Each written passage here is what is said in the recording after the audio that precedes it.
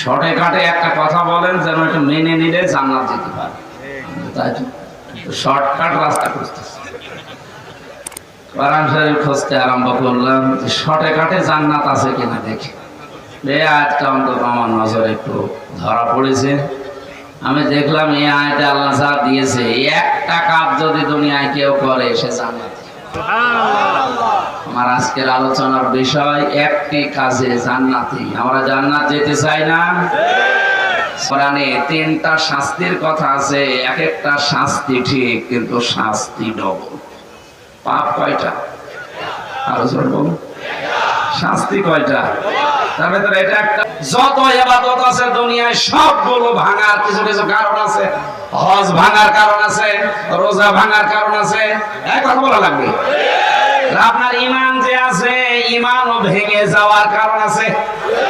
কোরআন শরীফ আর হাদিস মিলে আমি পেয়েছি এই 3টা বছর যতগুলো আলেম এক জায়গায় প্রায় 76 জন ছিলাম, তো বড় বড় আলেম সব আমরা মিলিয়ে কোরআন হাদিস থেকে পেয়েছি ঈমানও ভেঙে যায়। ওযু যেমন 7 কারণে ভাঙে, নামাজ যেমন 19 কারণে ভাঙে, মানুষের ঈমান ভেঙে যায় 10 কারণে। কাশেমের একা সবাই মিলে যদি এই ফরজ দায়িত্বটা পালন করতাম, এই দেশে কোনো আলেমের জেলখানে থাকা লাগতো না।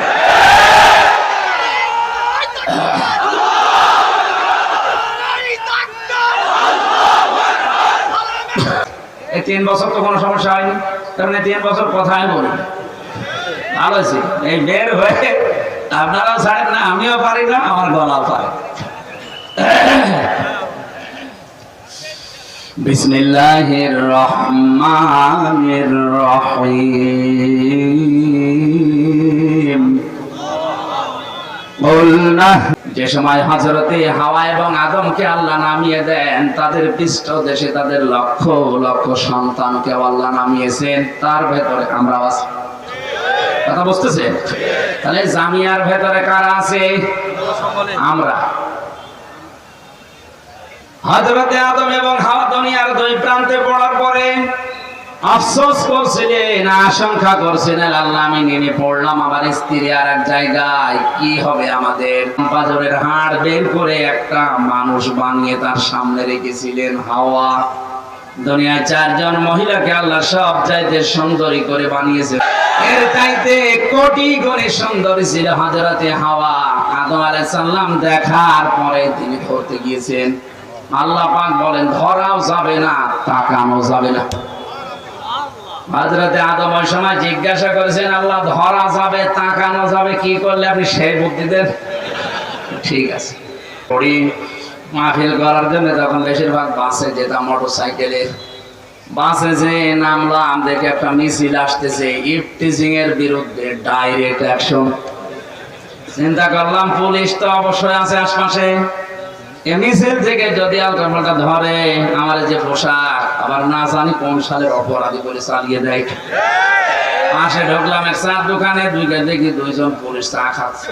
আরে ভাই, আপনার মঞ্চে বসা ওলামায়ে কেরাম, সামনে বসা মুসলমান ভাইরা, পর্দার আড়ালের সম্মানিতা মা এবং বোনেরা, প্রশাসনের ভাইরা, প্রাণ প্রিয় কুমিল্লাবাসী, দল মত নির্বিশেষে কোরআনের এই অনুষ্ঠানে যারা এসেছি বলছে আলহামদুলিল্লাহ। দরুদ আর সালাম পড়ছি আমাদের নবী মুহাম্মদ রাসূলুল্লাহ সাল্লাল্লাহু আলাইহি ওয়াসাল্লাম। কুষ্টিয়াতে একবার এই কমিয়ে দেন, আওয়াজ বাড়িয়ে দেন না। একটা লোক আমার জিজ্ঞাসা করছিল, হুজুর ওয়াজ করেন 1.5 ঘন্টা 2 ঘন্টা, বহু কথা বলেন, এত কথা মনে রাখা সম্ভব না। শর্টে কাটে একটা কথা বলেন যেন এটা মেনে নিলে জান্নাত যেতে পারে, তাই তো শর্টকাট রাস্তা খুঁজতেছে। কোরআন শরীফ খুঁজতে আরম্ভ করলাম যে শর্টে কাটে জান্নাত আছে কিনা দেখি। এই আয়াতটা অন্তত আমার নজরে একটু ধরা পড়েছে। আমি দেখলাম এই আয়াতে আল্লাহ যা দিয়েছে, একটা কাজ যদি দুনিয়ায় কেউ করে সে জান্নাতি। আমার আজকের আলোচনার বিষয় একটি কাজে জান্নাতি। আমরা জান্নাত যেতে চাই না? সূরা বাকারার 38 নম্বর আয়াত। আবার একটা কাজও অনেকে করতে চায় না। একটা কাজ আমরা এখন যা সম্ভব করতে রাজি হব তো ইনশাআল্লাহ। কোরআন কি করে মানুষের কাছে উপস্থাপন করা লাগে এটা আল্লাহ আমাদের শিখিয়েছে। আমরা আল্লাহর ওই ধরনটা সামনে নিয়ে আসি, এরপরে তাফসীরে প্রবেশ করব ইনশাআল্লাহ। আল্লাহ রাব্বুল আলামিন বলেন, কিতাবুন উনজিলা ইলাইকা ফালা ইয়াকুম ফি সাদরিকা হারাজাম মিনহু লিতুনযিরা বিহি ওয়া যিকরা লিল মুমিনিন।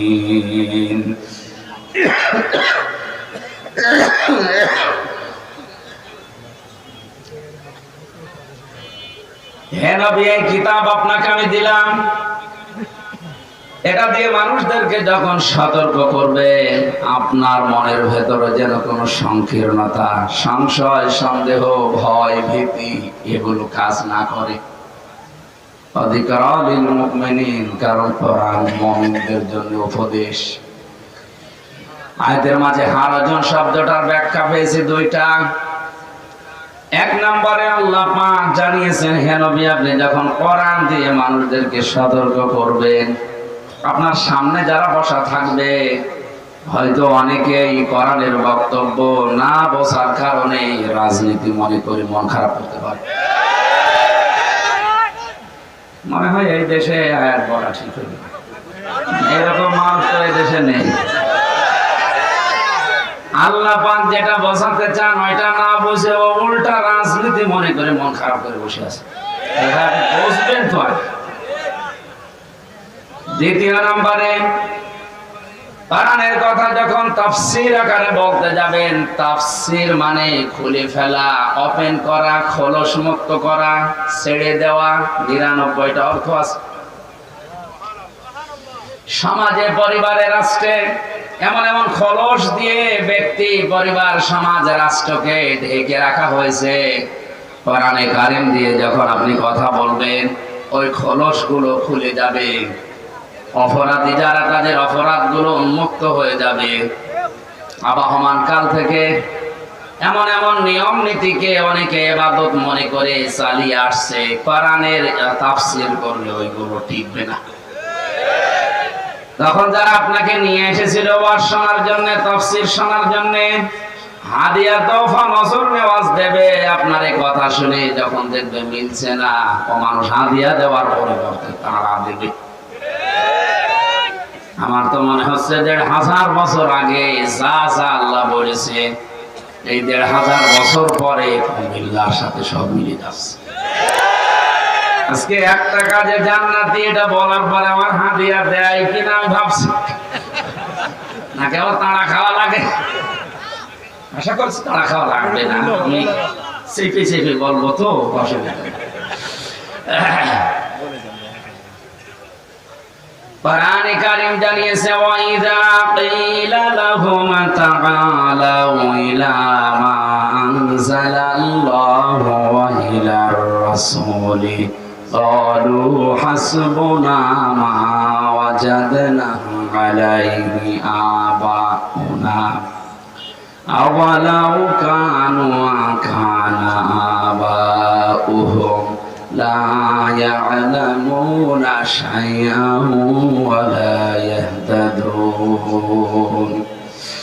সূরা মায়েদার ৭ নম্বর পারার ৪ নম্বর পৃষ্ঠার প্রথম নম্বর লাইনের ১০৪ নম্বর আয়াতে আছে। এটা তাফসীরে ফিজিলাল কোরআনে পাবেন। হে নবী, আপনি যখন ওদেরকে বলবেন আসো আল্লাহর বিধানের দিকে, রাসূলের আদর্শের দিকে, তখন অনেক মানুষ আছে এমন কথা বলবে, হাসবুনা মা ওয়াজাদনা আলাইহি আবানা, আপনার কথা লাগবে না, আমরা আমাদের বাপ দাদা, পূর্বপুরুষ, মুরব্বী, পীর সাহেব এদের কাছে যা পেয়েছি ওইটাই আমাদের জন্য জান্নাতে যাওয়ার যথেষ্ট। এরকম কথাই বাংলাদেশ, ভারতে অনেকে বলে। আপনি কোরআন দিয়ে বোঝাবেন, বলবেন না আমার বাবা বলেছে। বছরে তো প্রায় ৩৩-৩৪টা আমার এই ছোট নজরে ধরা পড়েছে এই বাংলাদেশ আর ভারতে। তার ভেতরে একটা হচ্ছে জিকির। ওয়ালিল্লাহিল আসমাউল হুসনা ফাদউহু বিহা وذروا الذين يلحدون في أسمائه এই খেয়াল করে শুনুন আর এখানে দাঁড়িয়ে আছেন কি আছে বলো সূরা আরাফ 9 নাম্বার পারার 13 নাম্বার পৃষ্ঠা 4 নাম্বার লাইনের 181 নাম্বার আয়াতে আছে আল্লাহ তাআলা বলেন আমি আল্লাহর বহু নাম আছে সুন্দর সুন্দর অনেক নাম আমি আল্লাহর আছে যে নামে পারো ডাকো কিন্তু সাবধান যারা ইলহাদ করে যারা আরবি গ্রামার বোঝে আরবি শব্দের অর্থ বোঝে বলেন ইলহাদ শব্দের শাব্দিক অর্থ হচ্ছে উলট পালট করা ইলহাদ মানে আল্লাহর নামকে পাল্টিয়ে ওই জায়গায় অন্য কিছু দিয়ে ডাকা পরিবর্ধন করে ফেলা যারা এভাবে ডাকে তাদের সাথে তোমরা আমি আল্লাহকে ডাকবা না এ নির্দেশ কার এমনকি কেউ যদি আল্লাহর সাথে কথা খেয়াল করেছেন সূরা ফুরকান 19 নাম্বার পারার 4 নাম্বার পৃষ্ঠার 14 নাম্বার লাইনের প্রথম দিকে আছে মাআল্লাহি ইলাহান আখার এই যে মা আল্লাহকে ডাকে না তা না আল্লাহর জিকির করে তার সঙ্গে সঙ্গে অন্য কাউকে জুড়ে দেয় এরকম নিয়ম নীতি মেনে যদি কেউ জিকির করে তার সাথে তোমরা আল্লাহকে ডাকবে না এরকম গুনাহ যদি কেউ করে যে আল্লাহকেও ডাকে পাশাপাশি অন্য কাউকে জুড়ে দেয় তাদের শাস্তি হবে ডবল ওরা কোরআনে 3টা শাস্তির কথা আছে এক একটা শাস্তি ঠিক কিন্তু শাস্তি ডবল পাপ কয়টা আরো জোরে বলুন শাস্তি কয়টা তার ভেতরে এটা একটা আল্লাহকে ডাকে পাশাপাশি অন্য কাউকে জুড়ে দেয় বা আল্লাহর নাম পরিবর্তন করে ফেলে উলট পালট করে ফেলে এদের শাস্তি ডবল পাপ একটা জিকির করছে আল্লাহর নামে ঠিক আছে কিছুক্ষণ লা ইলাহা ইল্লাল্লাহ কিছুক্ষণ সুবহানাল্লাহ আল্লাহ আল্লাহ পাশাপাশি তারা ইয়ালি বাবা শালি বাবা আর এগুলো বেশি হয় ব্রাহ্মণবাড়িয়া কুমিল্লায় আল্লাহর ওলি দেশে মরার জায়গা পায়নি সব বলেছে 2 জেলায় তো তাদের নামে জিকির করা লাগবে আরে ভাই রাসূলুল্লাহর নামে জিকির করা জায়েজ নেই কেউ যদি ইয়া রাসূলুল্লাহ জিকির করে কবিরা গুনাহ রাসূলুল্লাহর নামে পড়তে হবে দরুদ আর জিকির করা লাগবে কার নামে এরপরেও যদি আপনার বিবেক না খোলে আপনার মগজে ধাক্কা না দেয় আমার মনে হয় আপনার মগজে কুকুরে পোশাক করেছে আমি আর নিম্ন শব্দ বলতে পারলাম এত কিছু বোঝেনি এই সাধারণ জিনিসটা আমার মাথায় আসে না ও ধোঁকা দিয়ে বোকা বানাচ্ছে আল্লাহর সাথে অন্য কাউকে ডেকে ডবল শাস্তির ব্যবস্থা করছে আমি দলিল দিয়ে বলেছি সূরা ফুরকান 19 নাম্বার পারা 4 নাম্বার পৃষ্ঠা 13-14 নাম্বার লাইনের প্রথম দিকে শব্দটা আছে মাআল্লাহি ইলাহান আখারা আল্লাহকে ডাকে না তা না মাঝামাঝি সাথে সাথে অন্য কাউকে জুড়ে দেয় সুতরাং আল্লাহ আল্লাহ জিকির করার পাশাপাশি যারা ইয়ালি বাবা শালি বাবা ডাকছে ওদের শাস্তি তো ডবল হবে যাদের ডাকায় তাদেরও শাস্তি ডবল তাফসীর করলে এই নিয়মটা যেহেতু এলাকায় চলে এটা মিলবে না যারা ওই কাজ করে তারা আমারে মাথায় তুলে রাখবে বলেন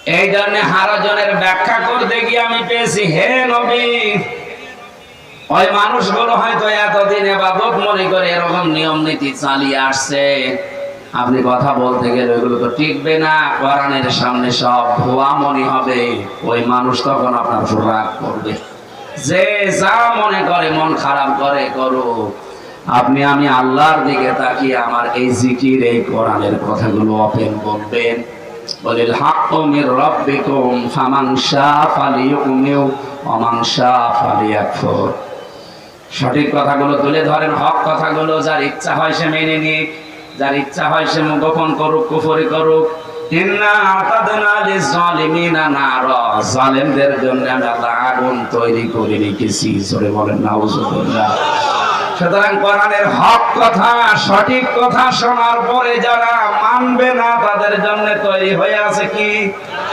আগুন। বলেন কি? আমরা অত পাগল ইনশাআল্লাহ হব না যে জেনে শুনে জাহান্নামে যাব। যারা ওই লাইনে আছে, না জেনে ভুল করছে, জেনেও ভুল করছে, তাদের কথা বাদ দিলাম, ওদের বিবেক নষ্ট হয়ে গেছে। অন্তত আপনারা তো ওই রকম না। ওই রকম নাকি? বিবেকটা কাজে লাগাবেন।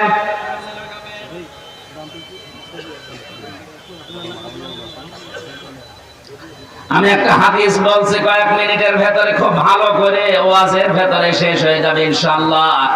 মানিত্তাবাআল হুদা বিগাইরিল কুরআন আদাল্লাহুল্লাহ। নবীজি বলেন, কোরআন বাদ দিয়ে পৃথিবীর কোন নিয়ম নীতি যেখানে চলে, কোন মানুষ যদি হেদায়েত পাওয়ার জন্য, ভালো হওয়ার জন্য ওখানে যায়, ওর মন যদিও ভালো ছিল কিন্তু কোরআন সেখানে ছিল না। আদাল্লা ইউদিল্লু বাবে ইফআল থেকে এসেছে, বাংলা অর্থ দাঁড়াবে আপনি হয়তো ভালো হওয়ার নিয়তে গিয়েছিলেন কিন্তু কোরআনে কারীম সেখানে ছিল না, এজন্য আল্লাহ নিজে দায়িত্ব নিয়ে আপনাকে গোমরা বানিয়ে দেবে। কুমিল্লাবাসী এ কথার ওজন কত আপনি টের পাচ্ছেন? এ কথার লোড কত?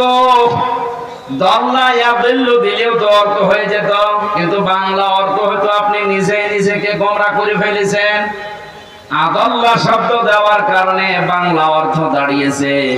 আপনার হয়তো মন ভালো ছিল, আপনি ভালো হওয়ার নিয়তে গিয়েছিলেন কিন্তু কোরআনে কারীম সেখানে ছিল না, এই জন্য আল্লাহ নিজে দায়িত্ব নিয়ে আপনাকে খারাপ বানিয়ে দেবে।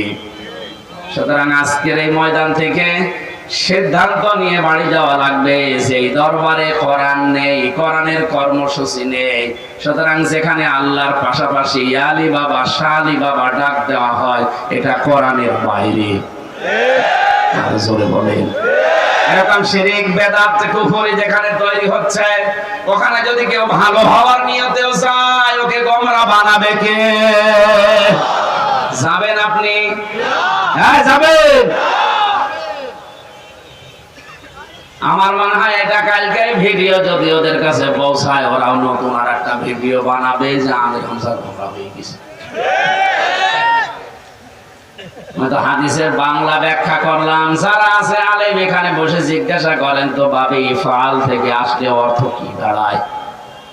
যারা ভুল ধরবে, ওই যে নূরে বাংলা, ইংরেজি বাংলা, ও বাবে ইফআল কি তাও জানে আন্দাজ বলতে। মানে চট্টগ্রামে এক জায়গায় মুফতি হারুন ইসহার এবং মুফতি ইজহারুল ইসলাম চৌধুরী ওনারা বসা ছিল। ব্যাখ্যায় বলেছিলাম একটা হাদিস, ওরা উল্টিয়ে আগে পরে কেটে আমার বিয়াদব মানুষ হয়ে গেছে। এর ভেতরে রসুলের মহব্বত নেই। রসুলের মহব্বত তোমার ভেতরে এত বেশি, আমি যে 3 বছর জেল খেটে আসলাম, আমার প্রেমিকার মহব্বত সেটারই করা জায়গা পাবো না, এদের মানুষ সব জানে।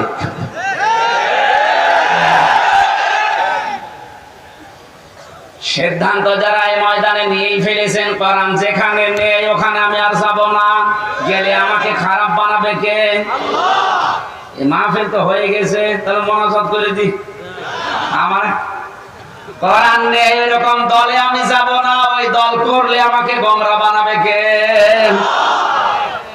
কোরআন নেই এমন দরবারে, এমন মাজারে, এমন পীরের কাছে আমি যাব না, ওখানে গেলে আমাকে গোমরা বানাবে কে?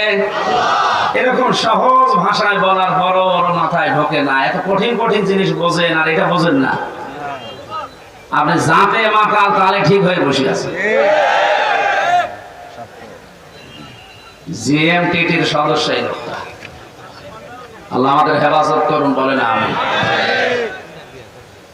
ইত্তাবিউ মা উনজিলা ইলাইকুম মির রাব্বিকুম ওয়া লা তাত্তাবিউ মিন দুনিহি আউলিয়া কলিলাম মা তাযাক্কারুন।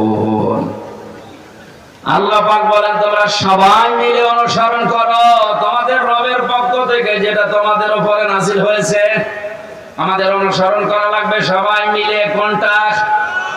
আরো জোরে বলেন। কোরআনের 19টা প্রধান নাম আমি 55টার উপরে পেয়েছি, সামারাইজ করে 19টা। এর ভেতরে মেন নাম পৃথিবীতে বেশি চলে 4টা। এর 1 নম্বরে আল কোরআন, 2 নম্বরে আল ফুরকান, 3 নম্বরে আল কিতাব, 4 নম্বরে জিকির। এই 4টা নাম দুনিয়ায় চলে বেশি। দ্বিতীয় নাম্বার নাম যেটা আল ফুরকান, এটা যে কত কঠিন শব্দ, কোরআনে কারিমের নামটা আল্লাহ এমনিতে দেয়নি। ভালো করে শুনুন। শাহরু রমাদান আল্লাযী উনজিলা ফীহিল কুরআন হুদাল লিন-নাসি ওয়া বায়্যিনাতিন মিনাল হুদা ওয়াল ফুরকান। এই যে সামনে যে মাস আসছে রমজান মাস, এই মাসে আমি কোরআনে কারীম নাযিল করেছি। হেদায়েতের পথ নির্দেশিকা দিয়ে দিক নির্দেশনা সব এর ভেতরে দেওয়া আছে। জীবন চালানোর জন্য যা লাগবে এটা আছে। হক আর বাতিল পার্থক্যকারী যত নিয়ম কোথায় আছে? কোরআনে। বলেন বলেন। আল্লাহ ফুরকান শব্দটা দিয়েছেন এই কারণে। আমি ব্যাখ্যা পড়তে গিয়ে দেখলাম তাফসিরে হাক্কানিতে মুফাসসির লিখেছেন কোরআনে কারীম, এই ফুরকান, এই কিতাব, এই জিকির, এটা পাওয়ার পর পরবর্তী বাকি যে জীবন দুনিয়ায় থাকবে, এই জীবনে যদি হক আর বাতিল পার্থক্য করে চলতে না পারে, তাহলে ওই লোকটাকে হেদায়েত দেওয়ার মতো কোনো কিতাব আর দুনিয়ায় নেই। স্পষ্ট কিতাব আমাদের কাছে থাকার পরও হক বাতিল আমরা চিনি, পার্থক্য করার ক্ষমতাও আছে, কিন্তু করি না। এই কোরআন তাহলে এসেছে ফুরকান হিসাবে, আপনি কি করলেন? বাকি জীবনটা তো আপনাকে হক বাতিল পার্থক্য করে চালানো লাগবে। এটা যদি কেউ না করে, ধরো বিবেক কোথায় গেল? গরু ছাগল মরার পরে ওর হিসাব হবে না, কিন্তু তোরবা মাটি হয়ে যাবে। আপনি মাটি হবেন না, কারণ আপনার বিবেক আছে।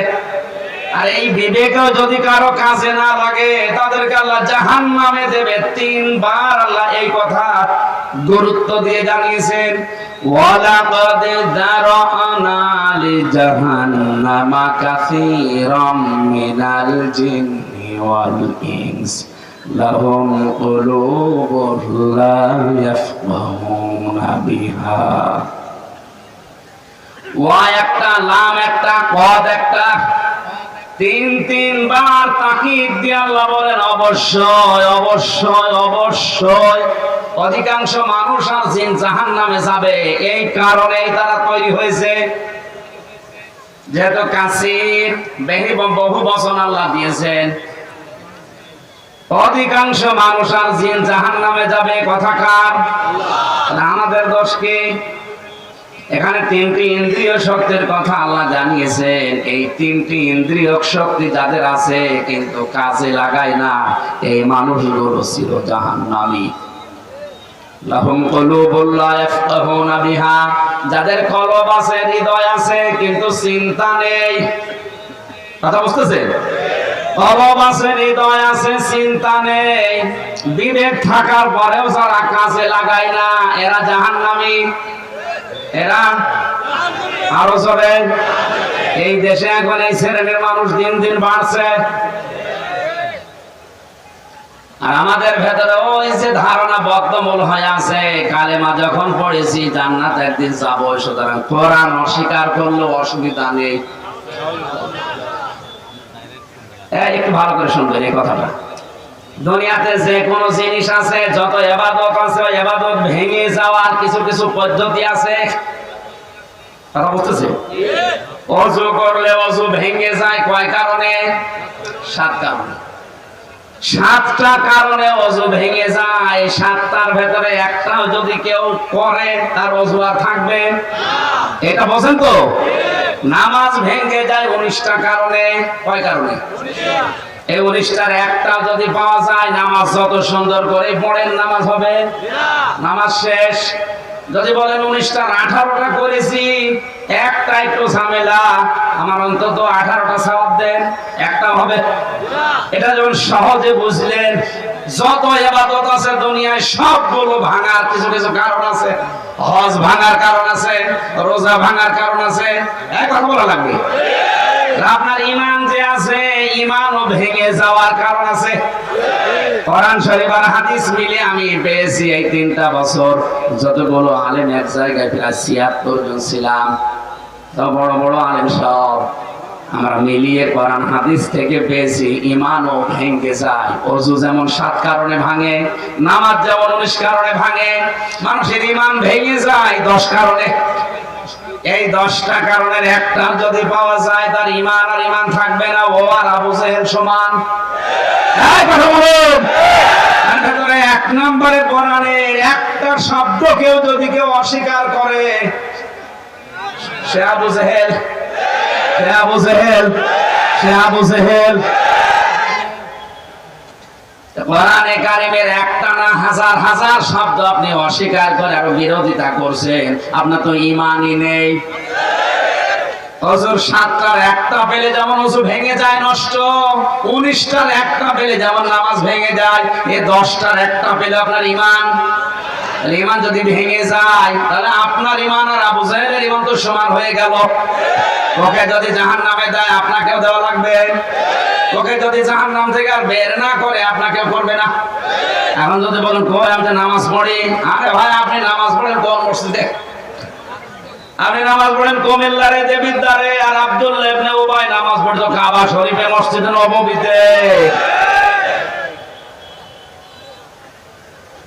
এত সহজ করে বলার পরেও যদি কারো বিবেক না খোলে, আমার তো আর হাতে দারোগা পুলিশের মতো লাঠি বন্দুক নেই, আমি পারবো না।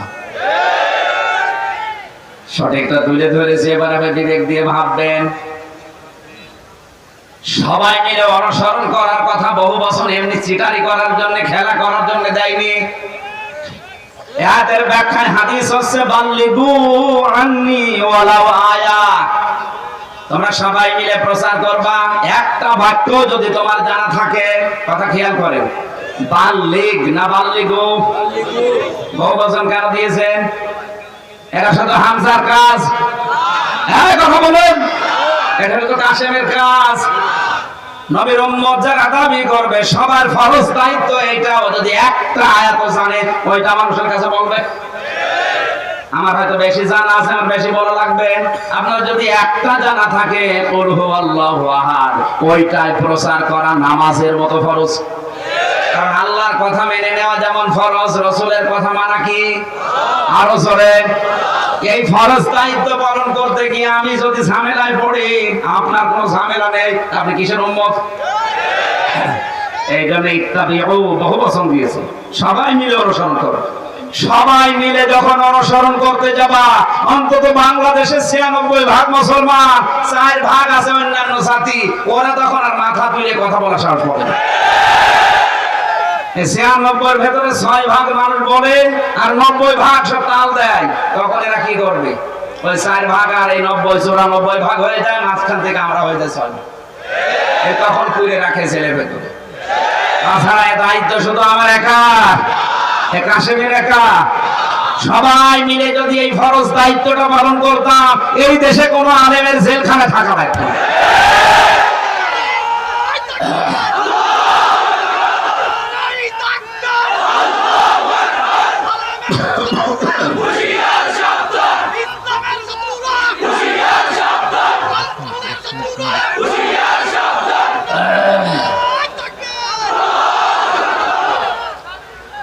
আমাদের রবের পক্ষ থেকে যেটা নাযিল হয়েছে তার নাম যেহেতু ফুরকান, কোরআন, সবাই মিলে অনুসরণ করার হুকুম দিয়েছেন ওই আল্লাহ।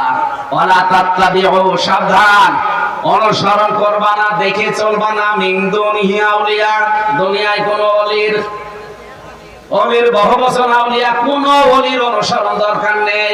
এ কথা আল্লাহ না আমি বানালাম? শাব্দিক অর্থ শুনে মনে হচ্ছে আল্লাহ মনে হয় অলিদের বিরুদ্ধে। সূরা ইউনূসের 62 নম্বর আয়াতটা মনে হয় যে এই আয়াতের পুরা উল্টা। আলা ইন্না আউলিয়া আল্লাহি লা খাউফুন আলাইহিম ওয়া লা হুম ইয়াহজানুন। আল্লাহ পাক বলে, সাবধান, জেনে রাখো, আমি আল্লাহর ওলি যারা তাদের কোনো ভয় নেই, চিন্তা নেই। অথচ এখানে বলছে কোন ওলির অনুসরণের দরকার নেই। আল্লাহর মুখে দুই রকম কথা হয়ে গেল না? ব্যাখ্যা করতে গিয়ে বাস্তবে দেখেছে আল্লাহ ওলিদের বিরুদ্ধে বললেন এই কারণে আল্লাহ ভালো করে জানেন ১৫০০ বছর পরে বাংলাদেশ নামে একটা দেশে কুমিল্লা জেলা ব্রাহ্মণবাড়িয়া জেলায় এমন এমন ভক্ত এমন এমন উম্মত তৈরি হবে ওই মানুষগুলোর কাছে আমি আল্লাহর চাইতে আব্বাই বড় মনে হবে। এখন চলছে না? আরে ভাই এরপরও যদি আপনি না বোঝেন আমি নাম ধরতে তো আর সমস্যা না বোঝার ভান করে আছেন কারা দেখি হাত তোলেন তো। ওয়াজ কাজে লাগছে আলহামদুলিল্লাহ মাহফিল সাকসেস হয়ে গেছে। তাহলে আল্লাহ ওলিদের বিরুদ্ধে না কিন্তু আল্লাহ জানে যে এমন সময় আসবে এবার আমি আল্লাহর উপরে আব্বাকে তুলে ফেলবে। আল্লাহর আলোচনা এত বেশি করে না আব্বার আলোচনা যত বেশি করে। অলিলাম্মা তাদাক্কারুন আফসোস কিছু মানুষ আমার এটা মানবে আর অধিকাংশ মানুষ মুখ ফিরিয়ে যাবে। আমরা কি ওই মুখ ফেরানোর দলে আছি? আমরা মেনে নেব একটা কাজে জান্নাতি। কয়টা? জবান খুলে কোরআনের সোনালী আয়াত পড়েন আর মনে মনে দোয়া করেন আল্লাহ যেন আমার কণ্ঠটা ছেড়ে দেন। আউযু বিল্লাহি মিনাশ শাইতানির রাজিম। যে কষ্ট হয় কথা বলতে গলায় আটকে যায়। অনেকরা আমার মাসার পন্থী এরা ভিডিও বানায় আমার নামে যে আল্লাহ গজব দিয়েছে কথা বলতে পারে না কেন? আরে ভাই এক একদিন ৩টা ৪টা করে করবে এটা কি মেশিন? টেকবে কতক্ষণ? অন্তত একদিন ২ দিন পরে পরে যদি একটা করা হতো তাহলে এটা ঠিক থাকতো। এই ৩ বছর তো কোনো সমস্যা হয়নি কারণ এই ৩ বছর কথাই বলি ভালো আছে। এই বের হয়ে আপনারাও ছাড়েন না আমিও পারি না আমার গলাও পারে। বিসমিল্লাহির রহমানির রহিম। قُلْنَا اهْبِطُوا مِنْهَا جَمِيعًا। আল্লাহ পাক বলেন তোমরা সবাই মিলে এখান থেকে নেমে যাও। হযরতে আদম হাওয়া এবং শয়তানকে আল্লাহ ওই সময় নামিয়েছেন ৩ জন কিন্তু শব্দ দিয়েছে বহু বচন। হবে তো জামিয়া সবাই মিলে নেমে যাও। তো সবাই কারা? মানুষ তো মাত্র 2 জন আর শয়তান মিলে 3 জন। তাফসীরে মারিফুল কোরআনে আল্লামা শফি রহমাতুল্লাহ আলাইহি লিখেছেন এই হবে তো বহু বচন জামিয়া বহু বচন এই কারণে যে সময় হযরতে হাওয়া এবং আদমকে আল্লাহ নামিয়ে দেন তাদের পৃষ্ঠদেশে তাদের লক্ষ লক্ষ সন্তানকে আল্লাহ নামিয়েছেন। তার ভেতরে আমরা আছি। কথা বুঝতেছেন? তাহলে জামিয়ার ভেতরে কারা আছে? আমরা। হযরতে আদম এবং হাওয়া দুনিয়ার 2 প্রান্তে পড়ার পরে আফসোস করছিলেন আশঙ্কা করছিলেন আল্লাহ আমি নেমে পড়লাম আমার স্ত্রী আর এক জায়গায় কি হবে আমাদের? ফাইম্মা ইয়াতিয়ান্নাকুম মিন্নি হুদা। আল্লাহ পাক বলেন দুঃখ আফসোস চিন্তা করা লাগবে না। যুগে যুগে আমি আল্লাহর পক্ষ থেকে পথ নির্দেশিকা তোমাদের কাছে যাবে। ফামান তাবিআ হুদায়া আমার ওই পথ নির্দেশিকা যারা মেনে চলবে ফালা খাউফুন আলাইহিম ওয়ালা হুম ইয়াহজানুন তাদের কোনো ভয় নেই চিন্তাও নেই। যেখান থেকে নামিয়ে দিলাম আবার এই বাড়িতে তোমাদের ফিরিয়ে দেব। আমাদের যে জায়গা বাবার বাড়ি আমাদের বাবার বাড়ি কোনটা? আরো জোরে। আমাদের ওই বাবার বাড়িতে ফিরে যাওয়া লাগবে। যাওয়ার জন্য একটা মাত্র কাজ দিয়েছেন আল্লাহ। ওই কাজটা যদি এই সামান্য 50 60 70 বছরে করতে পারি যেখান থেকে এসেছি আল্লাহর বিধান আল্লাহর ওয়াদা তিনি অবশ্যই পূরণ করবেন ওখানে আবার ফেরত দিয়ে দেবেন। হযরত আদম আলাইহিস সালামকে জান্নাতের ভেতরে আল্লাহ নির্দেশ দিয়েছিলেন কুলনা ইয়া আদামু উসকুন আনতা ওয়া যাওজুকাল জান্নাতা ওয়া কুলা মিনহা রাগাদান হাইসু শি'তুমা ওয়া লা তাকরাবা হাযিহিশ শাজারাতা ফাতাকুনা মিনাজ যালিমিন। খুব ভালো করে খেয়াল করেন যারা বিবাহিত। আল্লাহ পাক বলেন না, এবং আমরা বললাম ইয়া আদম, হে আদম, উসকুন বসবাস করো, আনতা তুমি নিজে, ওয়া যাওজুকাল জান্নাতা এবং তোমার স্ত্রী এই জান্নাতে। হযরত আদম এবং হাওয়াকে আমার আল্লাহ বিবাহ দিয়েছিলেন, বিবাহের পরে যেখানে থাকতে দিয়েছিলেন ওই জায়গাটার নাম জান্নাত। জায়গার নাম কি? জান্নাত। এ তাফসিরে পেয়েছি আমি হযরত আদম আলাইহিস সালাম সব কিছু জান্নাতে ছিল, শুধু স্ত্রী ছিল না, এইজন্য তার মনের ভেতরে আনন্দ ছিল না, মন খারাপ। মাঝে মাঝে আল্লাহ পাক মনের অবস্থা বোঝার কারণে বাম পাজরের হাড় বের করে একটা মানুষ বানিয়ে তার সামনে রেখেছিলেন, হাওয়া। দুনিয়ায় 4 জন মহিলাকে আল্লাহ সব চাইতে সুন্দরী করে বানিয়েছেন, তার ভেতরে হাওয়া 1 নাম্বার। 2 নম্বরে হযরত ইব্রাহিম নবীর প্রথম স্ত্রী বিবি সারা, 3 নম্বরে বিলকিস, 4 নম্বরে হযরত ইউসুফ আলাইহিস সালামের স্ত্রী সুলাইখা। এত সুন্দর করে তাদেরকে বানিয়েছেন, কিয়ামতের আগে এত সুন্দরী মানুষকে আল্লাহ বানাবেন না। মহিলাদের ভেতরে, পুরুষদের ভেতরে 2 জনের নাম পেয়েছি। 1 নম্বরে আমাদের নবী মুহাম্মদ রাসূলুল্লাহ, 2 নম্বরে হযরত ইউসুফ আলাইহিস সালাম। এত সুন্দর চেহারা তাদেরকে আল্লাহ দিয়েছিলেন, তাদের চেহারা দেখে মানুষ ফল কাটতে গিয়ে আঙ্গুল কেটে ফেলত। তাহলে নারীদের ভেতরে যে 4 জনের নাম বললাম, প্রথম নম্বরে হযরত হাওয়া। আমার মনে হয় পরিমণি যদি উল্টা পাল্টা পোশাক পরে এখন এই রাস্তা দিয়ে যায়, কারণ জেলখানায় তো দেখেছি, যদিও এক জায়গায় আমাকে রাখে না, অনেকে মনে তো এক জায়গায় রেখেছি, মানে ওদের 3 নম্বরে, আমার 4 নম্বরে। এই যে কোর্টে যাওয়ার সময় এই দেখা হইতো মাঝে মাঝে, ওই স্টাইল এখনো কমে, ওই ভাবেই চলা। ও যদি পোশাক আশাক উলট পালট পরে, আমার মনে হয় এই মাহফিলের সামনে দিয়ে এখন যাই, আর আমি যদি পর্দার ওয়াজ করি, অনেকে বলবো হুজুর পরে তওবা করে দেবো, আগে কাজ করি। এ আর কি, এর চাইতে কোটি গুণে সুন্দর ছিল হযরতে হাওয়া। আদম আলাইহিস সালাম দেখার পরে তিনি ধরতে গিয়েছেন, আল্লাহ পাক বলেন ধরাও যাবে না, তাকানো যাবে না। হযরতে আদম ওই সময় জিজ্ঞাসা করেছেন, আল্লাহ ধরা যাবে, তাকানো যাবে, কি করলে আপনি সেই বুদ্ধি দেন? ঠিক আছে, বুদ্ধি একটা আছে, বিয়ে করা লাগবে। ওসবে রাজি, রাজি হলে হবে না, বিয়ে করতে হলে মোহর দেওয়া লাগে। কোথায় পাবো? আমার আখেরি নবী মুহাম্মদ রাসূলুল্লাহর নামে 10 বার দরুদ শরীফ পড়ো, এইটাই দেন মোহর হিসাবে আমি ধরে নিলাম। তারপরও দেন মোহর দেওয়া লেগেছে।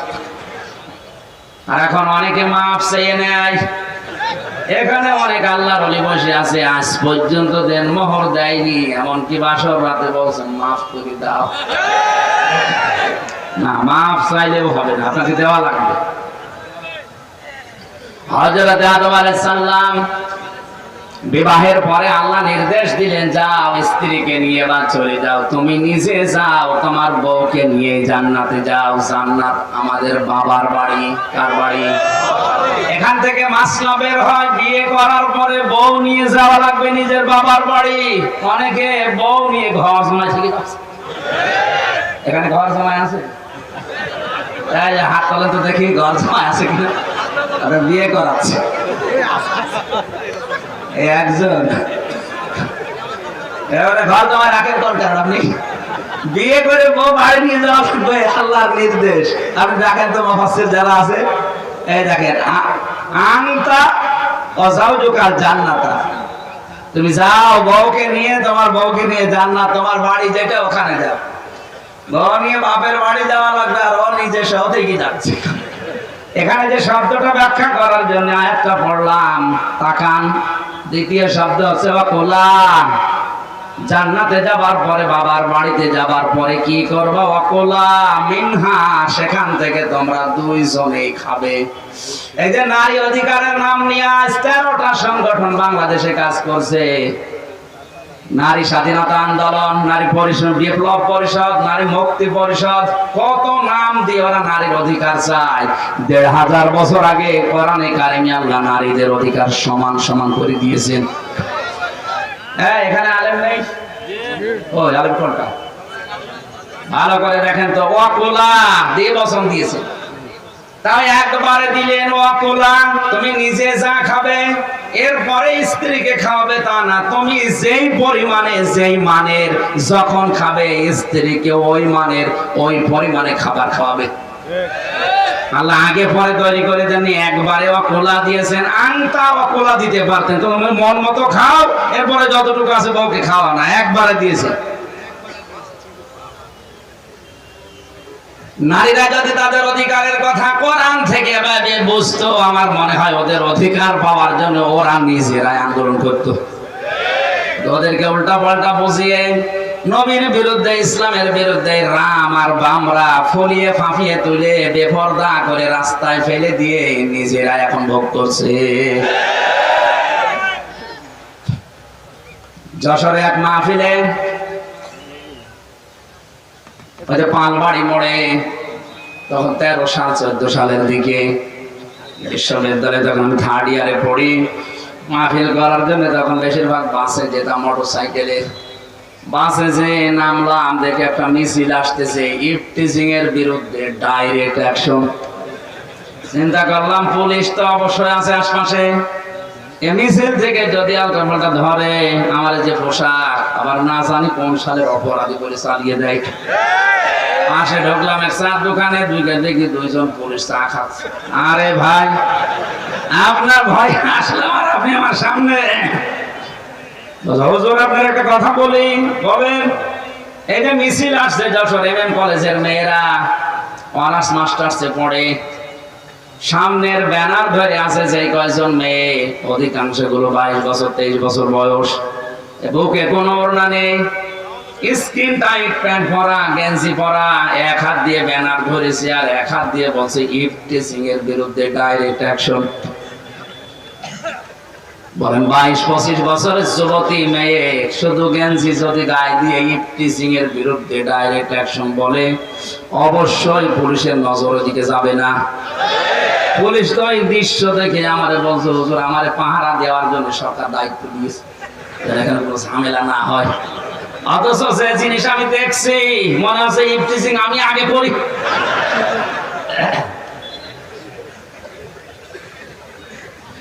সুবহানাল্লাহ আলহামদুলিল্লাহ।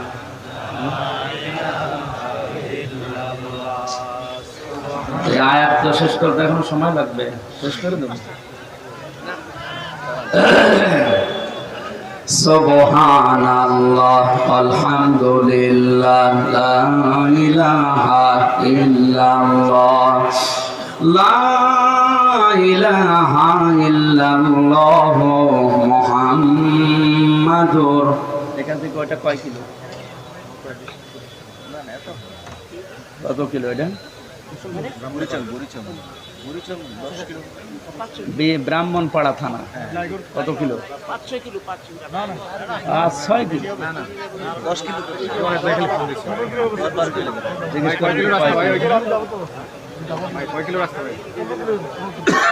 15 কিলো। আধা ঘন্টায় যেতে পারবো।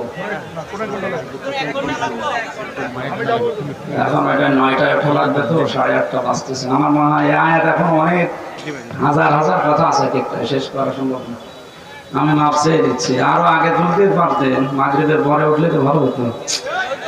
শরীর আসলে পারছে না তো, শরীর তো সাপোর্ট দিচ্ছে না, জোর করে আর কত হয়।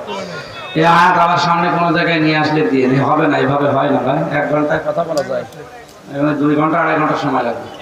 ওইটা ওরা 9টায় যে কল দিচ্ছে বারবার, কমিটি এসে বসে আছে, আমি মাপ চাচ্ছি ভাই, আগামীতে আসলে দেখবো। আল্লাহুম্মা আমিন। ربنا آتنا في الدنيا حسنة وفي الآخرة حسنة وقنا عذاب النار। আল্লাহ বড় আশা নিয়ে তোমার বান্দা বান্দিরা এসেছিল, আমার শরীরও সাপোর্ট দেয় না, সময়ও কভার করে না। চারিদিকে তাকিয়ে তোমার বান্দাদের আফসোস তুমি মিটিয়ে দিও। আগামীতে এই মাহফিলটা কোরআনের জন্য বিশাল আকারে তুমি কবুল করে নাও। আল্লাহ তুমি জেলখানা থেকে যখন মুক্ত করে দিয়েছো, আমার কণ্ঠটা তুমি আগের মতো বানিয়ে দাও। বারাকাল্লাহু লানা ওয়া লাকুম ফিল কোরআনিল আযীম। আলহামদুলিল্লাহি রাব্বিল আলামিন। আলহামদুলিল্লাহ।